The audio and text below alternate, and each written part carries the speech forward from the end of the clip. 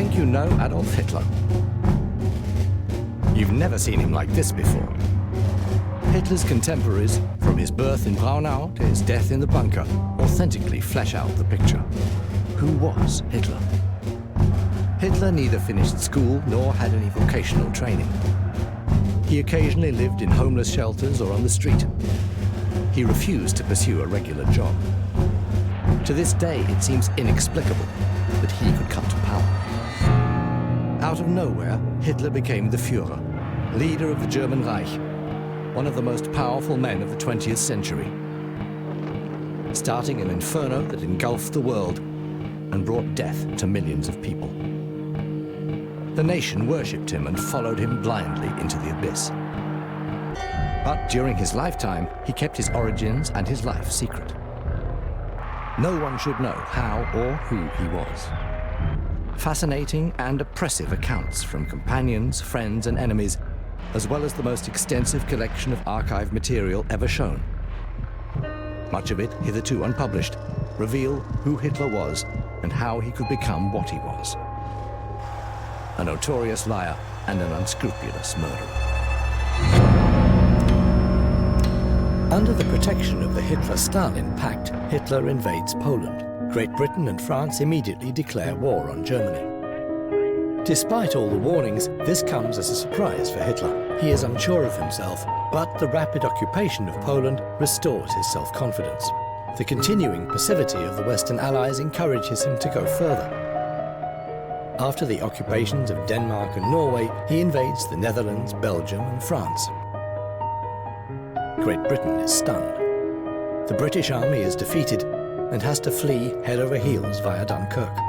Hitler's confidence rises to immeasurable heights, but his next steps will have fatal consequences.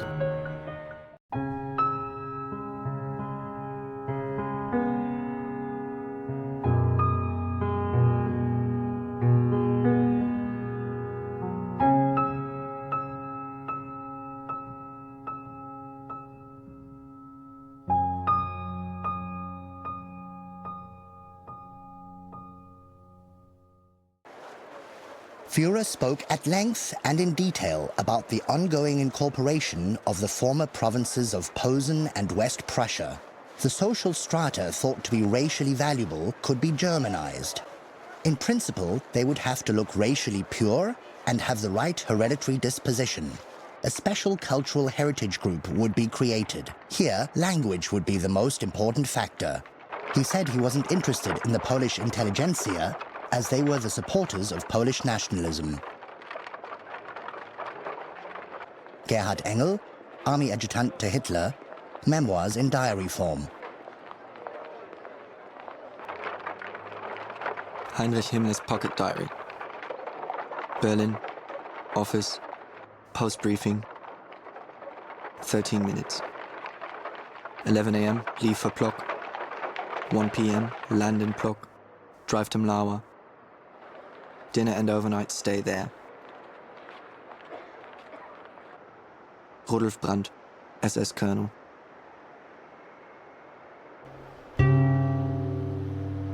The Poles are not a people to form a state. I traveled back and forth across the country with the Reichsführer SS. A country with so little idea of the essence of settlement has no claim to independent power in the European sphere. It is a colonial country. Hans Jost, writer, president of the Reich Literature Chamber.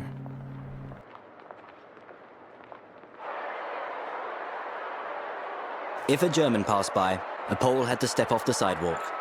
A Pole could not travel by automobile or trolley and was even forbidden to own a bicycle.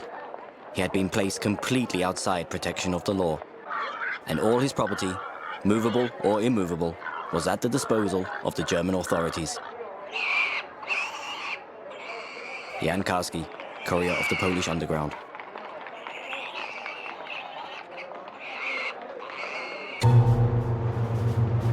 Diary, Tuesday, April the 9th, 1940. Nasty weather. Housework and errands in the morning. Learn that the Germans have marched into Denmark and Norway. God knows what comes next. Otto Blumenthal, Jewish-German mathematician, in exile, Utzulen, near Utrecht.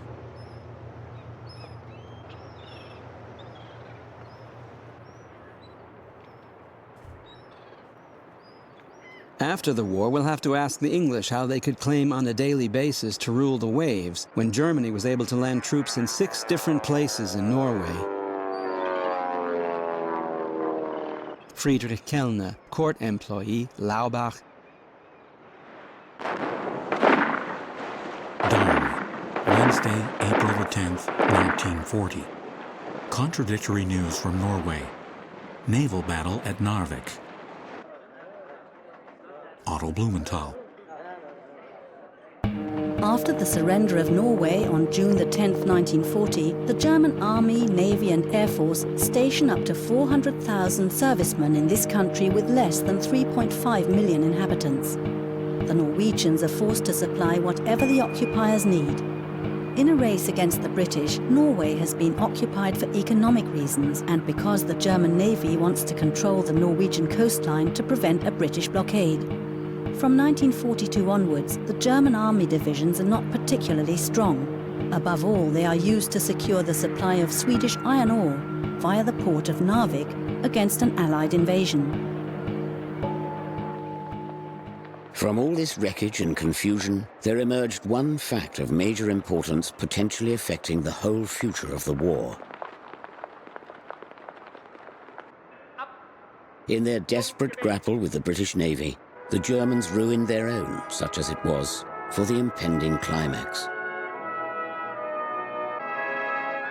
Winston Churchill, the Second World War.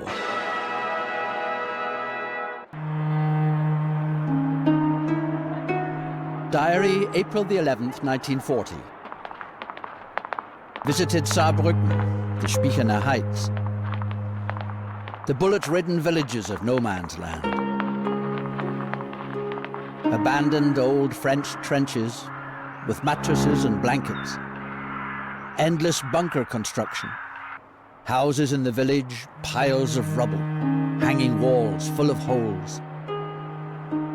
If one day the whole West looked like this, it would be horrible. Alfred Rosenberg, Director of the Foreign Policy Office of the NSDAP.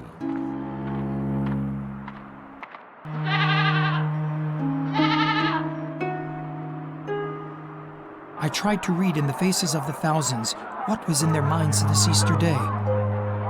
But their faces looked blank. Obviously, they do not like the war, but they will do what they're told. Die, for instance. William Shira, reporter for Columbia Broadcasting System. At lunchtime on May the 9th, we left Berlin in great secrecy and travelled at first light towards Hamburg, turned the train around and arrived in Aachen at 3 a.m.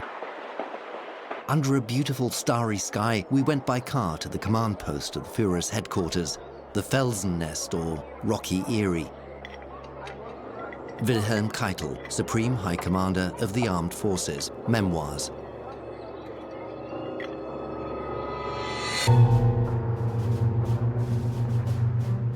Hitler gathered his small executive staff and announced in a firm, clear voice that the offensive against France had begun that morning. The first birds were chirping in the dewy bushes, and in the distance, we could hear the thunder of artillery. Christa Schröder, Hitler's private secretary. On May the 10th, 1940, the opponent mounted a big offensive. 10 tank and 6 motorized divisions rolled towards the west in 2 groups. On the downward slope to which we had been mistakenly led, our army, the government, and the whole of France now plunged with dizzying speed to its ruin. And yet there were 3,000 modern French tanks and 800 machine guns mounted on trucks. The Germans didn't have more than that either. Charles de Gaulle, Tank Division Commander, Memoirs.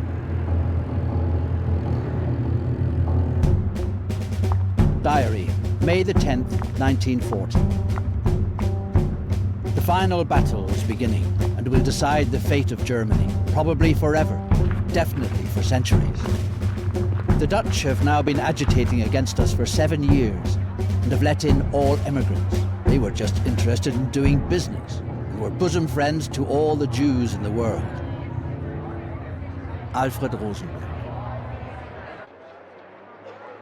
In the first Armed Forces report at noon on May the 10th, I had recorded the sentence, "The Führer has personally taken over supreme command of the German army operating in the West." I wrestled with him for half an hour over the approval of this publication. He declared he wanted to remain anonymous and not diminish the glory for the generals. I did not let up, and in the end he gave in. Wilhelm Keitel.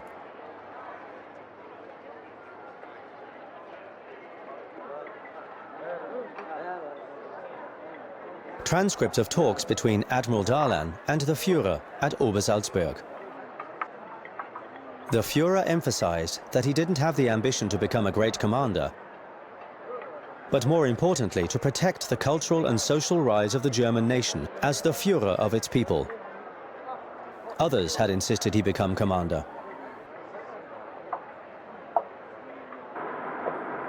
He was the revolutionary spirit and the pulsating element of the German army and its great organizational machinery.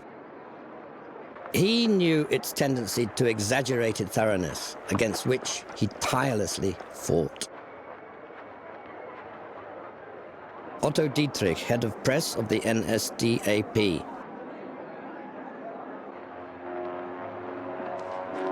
Hitler took the credit for the success of the Western campaign.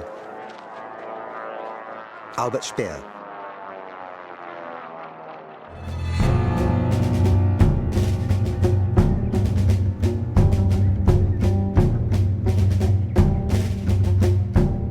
The Western campaign of 1940 revealed another of Hitler's character traits. He was very bold in the creation of his plans. Norway was a courageous plan. The tank breakthrough equally so. But when the first difficulties arose, in contrast to his unshakable persistence in the face of political difficulties, he would vacillate in military questions because he instinctively sensed his lack of ability in this field. Heinz Guderian, Lieutenant General, Armored Corps. Diary, Friday, May the 10th, 1940. Now the war has really begun. Chamberlain has stepped down and Churchill replaced him. One bad person has left and a much worse one has come. Henrietta Schneider, housekeeper, East Prussia. Thus, then, on the night of the 10th of May, at the outset of this mighty battle, I acquired the chief power in the state. I cannot conceal that I was conscious of a profound sense of relief. I felt as if I were walking with destiny, and that all my past life had been but a preparation for this hour and for this trial. Winston Churchill.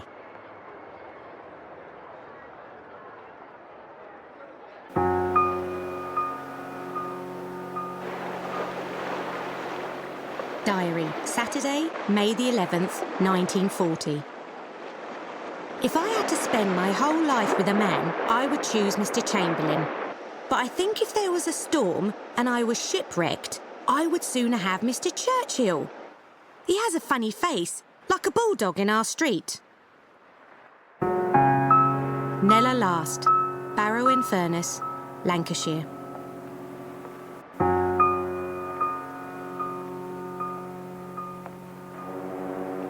Winston is a dictator. He cannot be overruled, and his colleagues fear him. The people have set him up as something little less than God, and his power is therefore terrific. Robert Menzies, Prime Minister of Australia, from 1939 to 1941.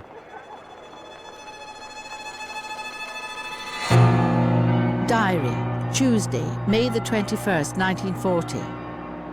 Our armies are 130 kilometers from Paris. We've reached the Channel. Henrietta Schneider. The English are an amazing nation, and I think it is true that nothing becomes them like catastrophe. When they are really up against it, their negative qualities turn positive in a glorious somersault.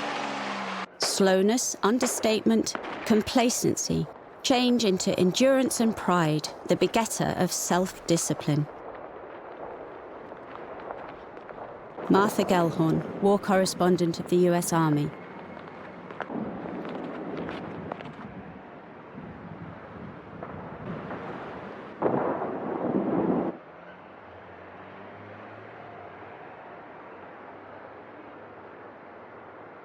The well-trained English army appears to be finished for the most part. One would do well to have a small flask of morphine handy. One might need it. Stefan Zweig, Austrian writer, in exile, Bath, England.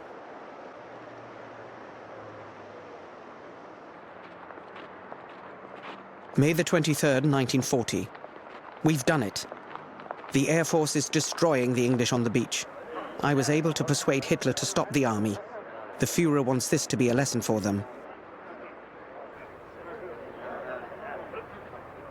Hans Jeschonek, Chief of the General Staff of the Air Force to Erhard Milch, State Secretary of the Aviation Ministry. Diary. Friday, May the 24th, 1940. The ring is tightening around the enemy armies in northern France. Henrietta Schneider. May the 26th, 1940, Dunkirk. By order of the very highest level, the tank and motorized units are standing on the heights and are not allowed to attack. There is an understandable nervousness on the part of the commander-in-chief of the army, because waiting for orders from on high when the back of the enemy is open to attack is incomprehensible. Franz Halder, Chief of the General Staff of the Army. Memoirs in diary form, May the 27th, 1940. The Field Marshal landed. Discussion with the Führer. Goering announced success in Dunkirk harbor, saying, "Only trawlers are coming across. I hope the Tommies are good swimmers." Gerhard Engel, Army Adjutant to Hitler.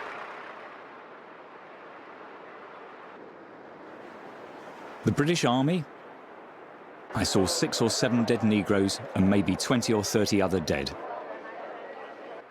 The mass of the British Army got to the other side unharmed. They left their weapons behind and escaped. Erhard Milch, General of Aviators, to Hermann Göring. Diary, June the 8th, 1940. I anticipate that Italy will come in now. It is a hard time for all who care for freedom.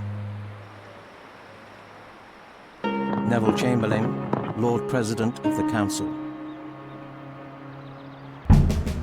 Fascist Italy does not participate in the war against Poland or Western and Northern Europe, but Mussolini wants to benefit from Hitler's victories and get a share of fame and booty. On June the 10th, 1940, Benito Mussolini declares war on France and Britain. Italians. At that memorable meeting in Berlin, I said that if someone has a friend, he marches with him to the end, according to the laws of fascist morality. And that is what we have done with Germany, with its people, with its victorious armed forces. Diary, Friday, June the 11th, 1940. And what is the secret of this victory? Surely the immense dynamism of the Führer. Eduard Wagner, Artillery General.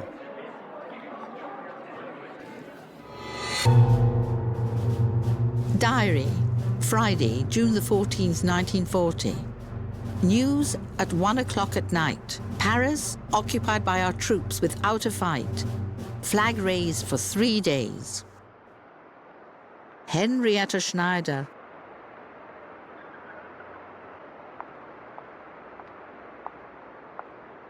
Letter to William S. Schlam, Courier, Portugal, end of June 1940. It was confirmed everywhere that the surrender of Paris had been a demoralizing factor. From that day on, according to one officer, the Germans couldn't advance as fast as the French fled.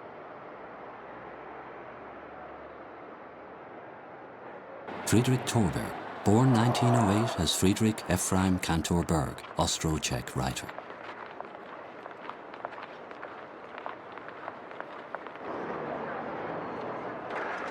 Adam Cherniakov, head of the Jewish Council of the Warsaw Ghetto. Diary, June the 17th, 1940. Jews will be evicted from public housing. Rumors yesterday that all of France has collapsed. France offered a ceasefire on June the 17th. I've never seen Hitler as happy as on that day. Heinz Linger, valet to Adolf Hitler. France's peace offer was submitted to him while he stood surrounded by his officers. He slapped his thigh in a lively gesture. We were to one side and observed the scene that Walter Franz also filmed. Christa Schröder, he was my boss. Heinrich Hoffmann. Keitel, who was carried away by an outburst of emotion, coined the fatal phrase, My Führer, you are the greatest military commander of all time.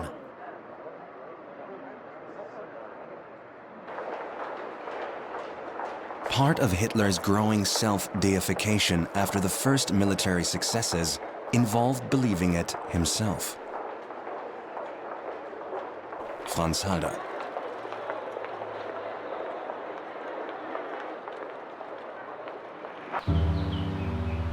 Charles de Gaulle radio broadcast on the BBC to France, June the 18th, 1940. Is defeat final?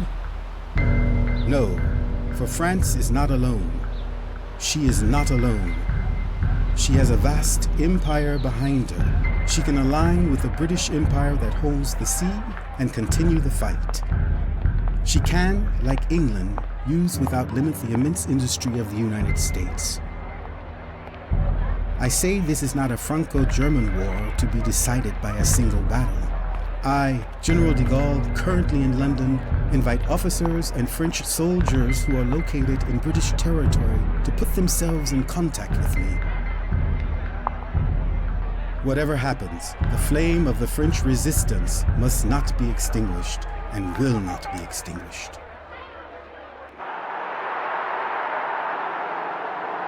In the Western Campaign, 50,000 soldiers of the German army die. More than 1.2 million soldiers from France, Great Britain, the Netherlands, Luxembourg, and Belgium are captured.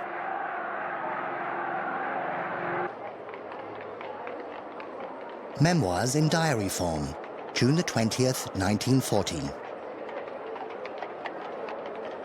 Führer insisted that Breker and other artists and town planners come to the Führer headquarters. Even if those concerned don't understand questions of warfare and politics, they are still essential for the development of German art. Gerhard Engel.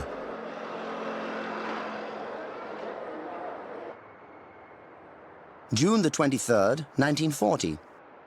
Hitler sheds light on my reason for being here. I intend to drive to Paris with you, Speer, and Giesler. A motorcade is waiting for us.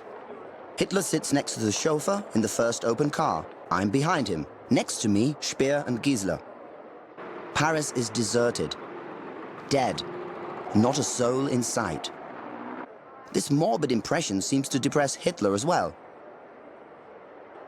Speechless, cramped, he cowers in his seat until we stop at the steps of the opera.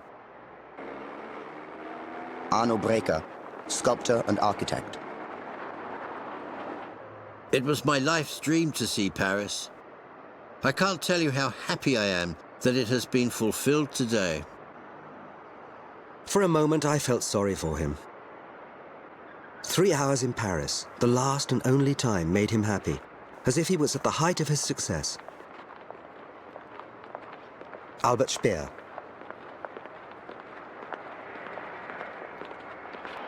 Letter to Elizabeth Wagner, June the 29th, 1940. Yesterday I was in Paris. The city is coming alive again, if only a little, but it's something. It really is a magical place. The Führer was in Paris incognito the day before yesterday at 5 a.m. at Speer. I think he'll tear down Berlin after his impressions of this city. Eduard Wagner.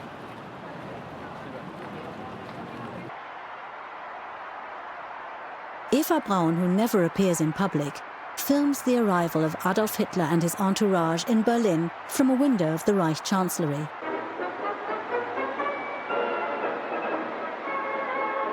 A large crowd of hundreds of thousands have waited for the Führer for 6 hours to give him an overwhelming reception.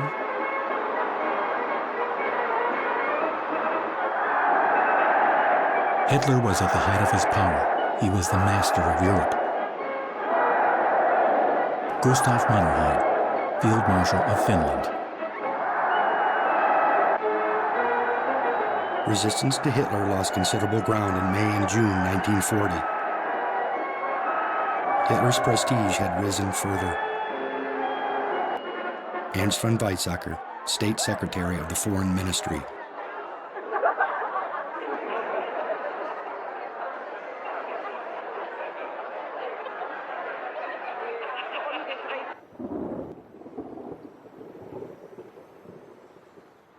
The mood at home also changed.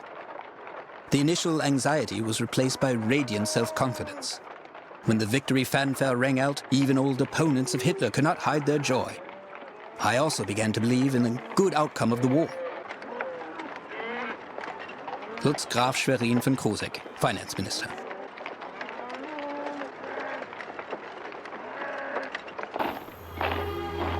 The Hitler mystique was beyond analyzing. There was magic about the man. The gods or luck must have been totalitarian, but they or it loved this man.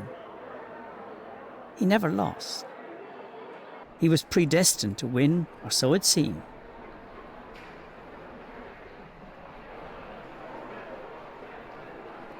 Howard K. Smith, correspondent of CBS in Berlin, 1940 to 1941.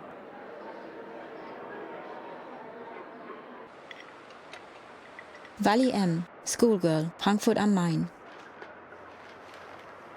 One evening a week, we were allowed to listen to the German Army Request program. We always looked forward to this, and our favorite songs were Lili Marleen and The Lullaby from Annelie.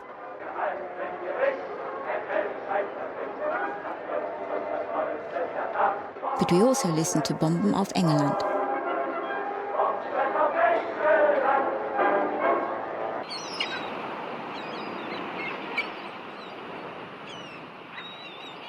The Atlantic coast, from the North Cape to the Spanish border, was in the hands of the Germans. The British Army was defeated and had fled the mainland with no weapons. The airspace on the continent was under German control. An invasion of Great Britain seemed under preparation. Ernst von Weizsäcker. There were frequent visits by leading dignitaries. The Japanese always brought the most wonderful gifts. I can remember once there was a really old sea chart on which one could see how to walk from the mainland to Great Britain without getting one's feet wet. Rohush Mish, SS Bodyguard Regiment. A stay of a few days in the English capital was all that was needed to recognize the difference between London and Paris. Here, no one was considering capitulation. Julius Deutsch, Austrian socialist of Jewish descent, in exile. Memoirs.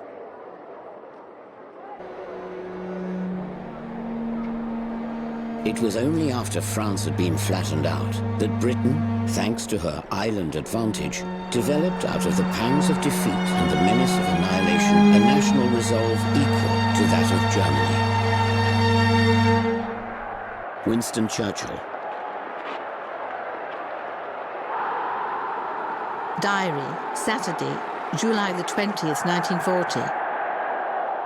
Hitler spoke in the Reichstag, made an offer of peace to England. Henrietta Schneider. Diary, August the 20th, 1940. Winston gave a great speech in the House of Commons. He speaks excellently. He does not brag too much. Harold Nicholson, Member of Parliament, National Labour Party.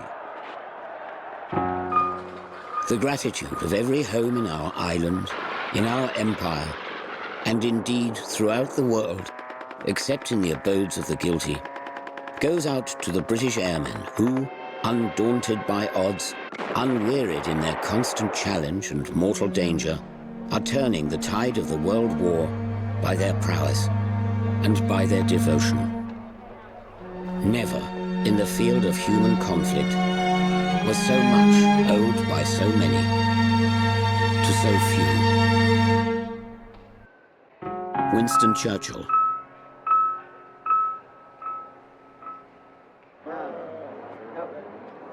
On August the 24th, 1940, the first bombs fall on London. Despite the fact that German bomber forces are 10 times larger and Allied planes have to fly 6 times further, Winston Churchill orders the immediate bombing of Berlin.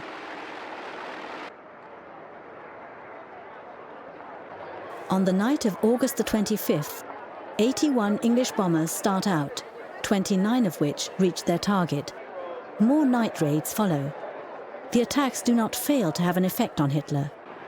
On September the 4th, he announces his intention to wipe out London.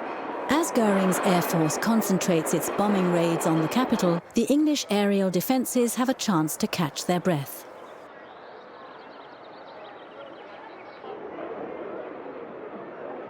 We had our first big air raid of the war last night. The Berliners were stunned. They did not think it could happen. When this war began, Goering assured them that it couldn't. The Berliners are a naive and simple people. William Shirer, U.S. journalist.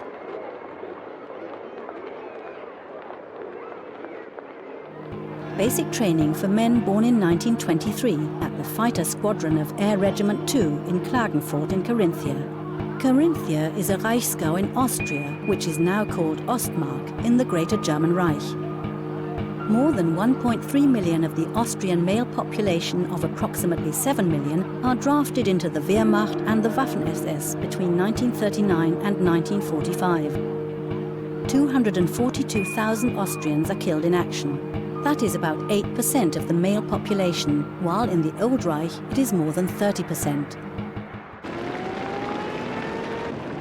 The governments of Canada, Australia, New Zealand and South Africa formally request that the royal family, or at least the 2 young princesses, be brought to safety in order to protect the crown, regardless of the fate of the motherland.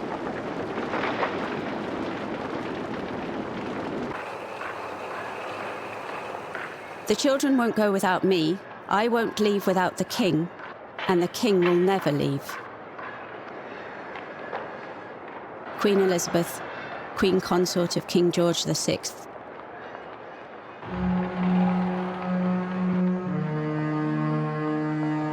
There is a time to live and a time to die. Winston Churchill. Memoirs in diary form, November the 4th, 1940, Reich Chancellery. An unpleasant meeting at headquarters attended by Goering, von Brauchitsch, Keitel. Due to English and other press reports, Führer for the first time doubts the successes of the Luftwaffe and the strike figures. Führer visibly depressed. Have the impression that he doesn't know how to proceed. Gerhard Engel.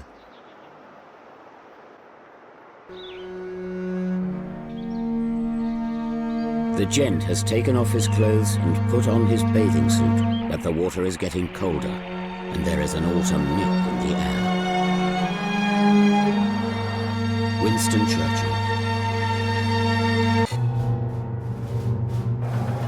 The The day after Italy's declaration of war, the 7th British Tank Division was transferred to the Libyan frontier.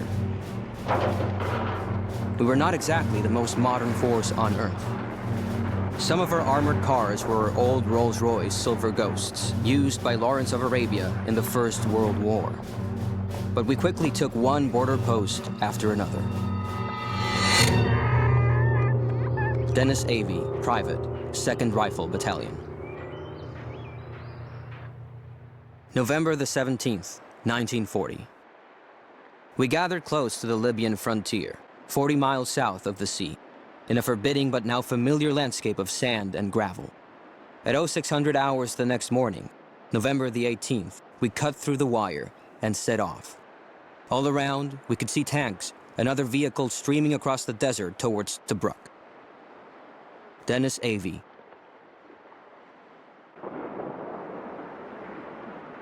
On December the 10th, the Italians suffered a severe defeat in Africa at Sidi Barrani.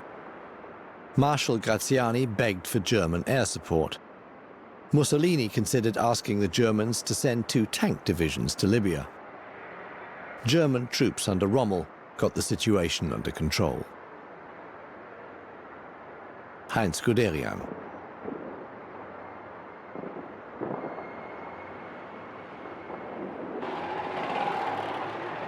But now a new figure sprang upon the world stage. Rommel took charge of the growing German contingent. He strove immediately to enforce an offensive campaign. His ardor and daring inflicted grievous disasters upon us. But he deserves the salute which I made him in the House of Commons in January 1942, when I said of him, "We have a very daring and skillful opponent against us, and, may I say, across the havoc of war, a great general." Winston Churchill.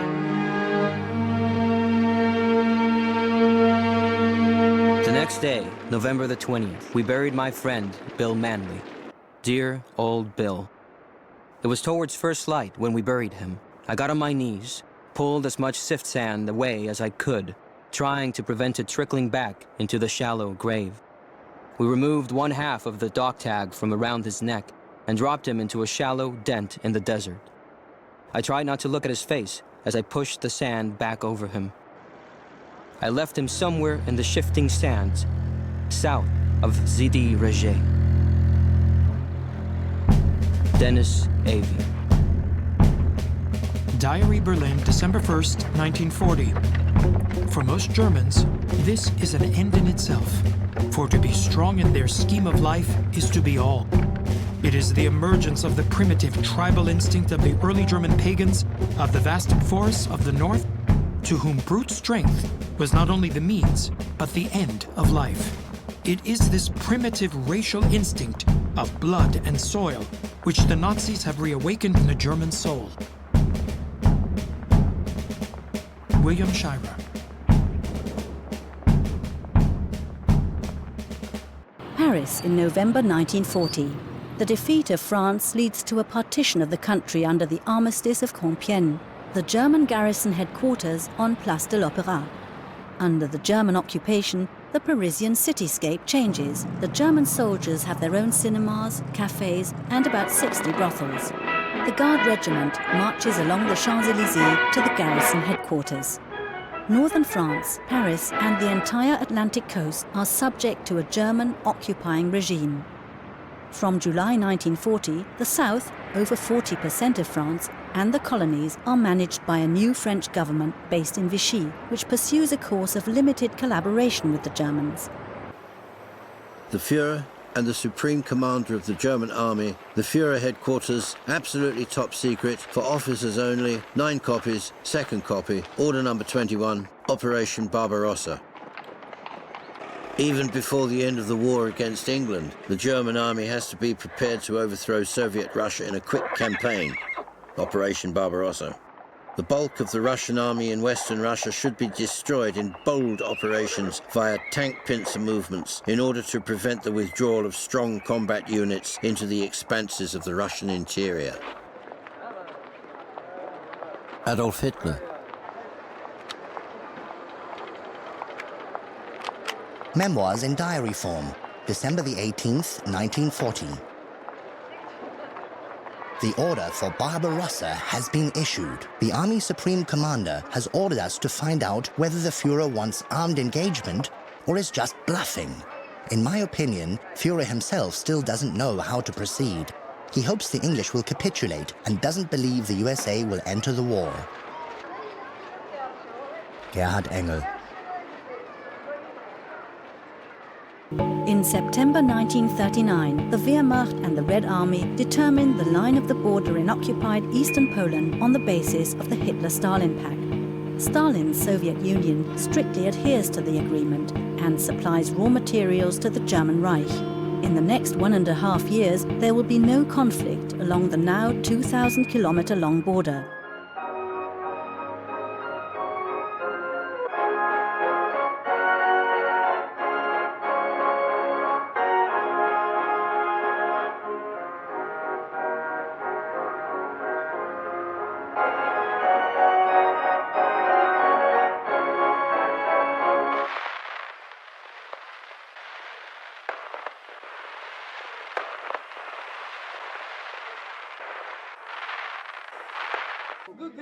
Diary, Wednesday, January the 1st, 1941. We heard the Führer's message to the German people on the radio, wonderful and full of confidence in victory.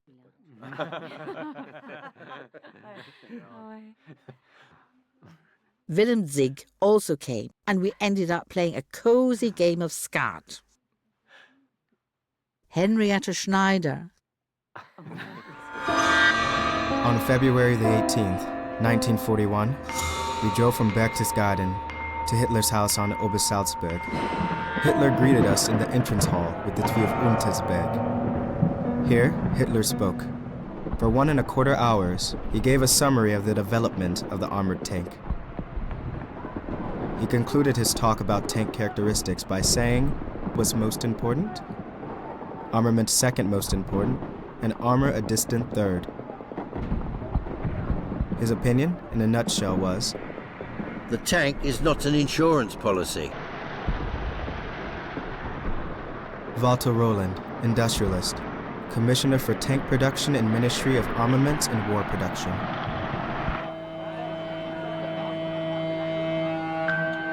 At the beginning of April 1941, the motorized flak regiments 19 from Kitzingen and 6 from Hamburg were relocated from France and Belgium to Bulgaria.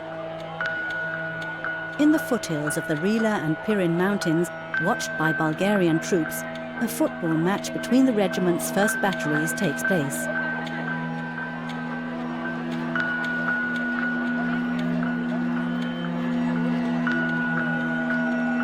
Tsar Boris III visits the troops. 6 weeks earlier, the Kingdom of Bulgaria joined the Axis Pact of Germany, Italy and Japan, and the Wehrmacht was allowed to station its forces in the Balkan state. Bulgaria will take part in the war against Yugoslavia and Greece, but never declares war on the Soviet Union in the Second World War.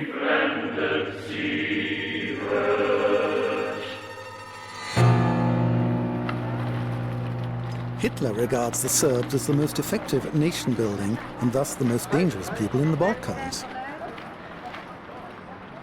Milovan Djilas, Yugoslavian communist from Montenegro. Memoirs. Diary, April the 5th, 1941. Very early on Saturday morning, the attack on Yugoslavia and Greece is to begin. In Greece, we will try to reach Thessaloniki as quickly as possible. Yugoslavia will also be attacked by Bulgaria and Hungary. The state will be broken up. Italy will be given the coast, Bulgaria, Macedonia, and our Bavarian Eastern March areas are to receive the former Austrian provinces. Joseph Goebbels.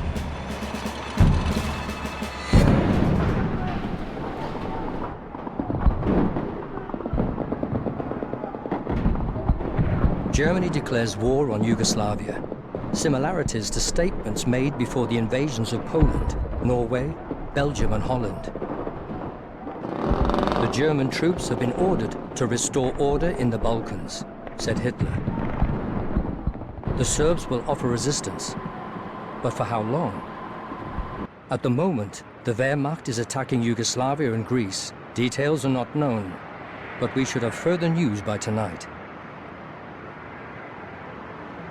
Michael Sebastian, Romanian Jewish journalist.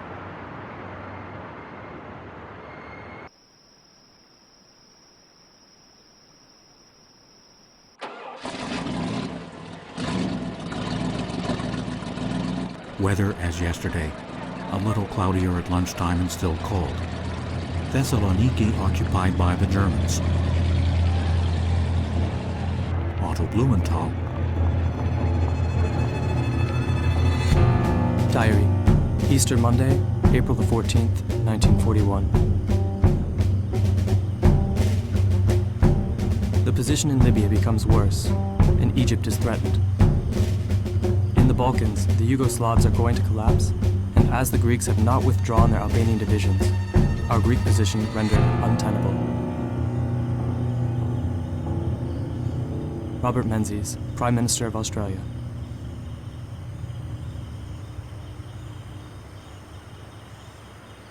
Generalfeldmarschall Keitel überbringt die Glückwünsche des Führerhauptquartiers. Diary, Monday, April the 21st, 1941. Yesterday, the Führer celebrated his birthday on the Balkan front. Henrietta Schneider.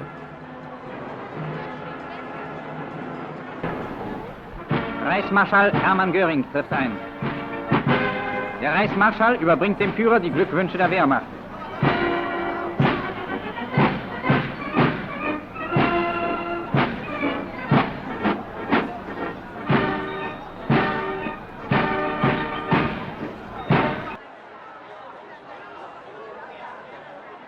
Hitler's invasion allowed suppressed century-old darkness to rise again, in a new guise and with new motivation. No nation is free of similar phenomena. Neighbors had lived peacefully next to neighbors, and both would have continued their whole lives long, like their grandfathers. But now they're looting and wiping each other out. Milo Vangelis.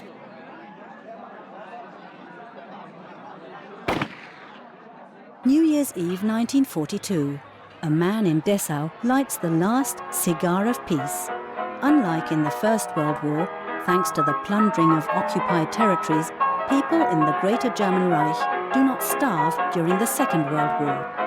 Diary, April the 24th, 1941. Some shortages in Berlin, above all tobacco and beer. I'll fix this. The people have to be kept happy. Joseph Goebbels, Gauleiter of Berlin.